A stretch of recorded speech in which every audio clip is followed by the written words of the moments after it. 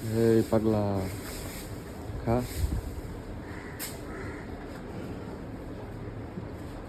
এখন দেওয়া হয়েছে সাইলেজ, তো সাইলেজ খাইতেছে। দানাদারের পরে ওদেরকে সাইলেজ দেওয়া হয়, তারপরে সাইলেজ খাইতেছে ওরা।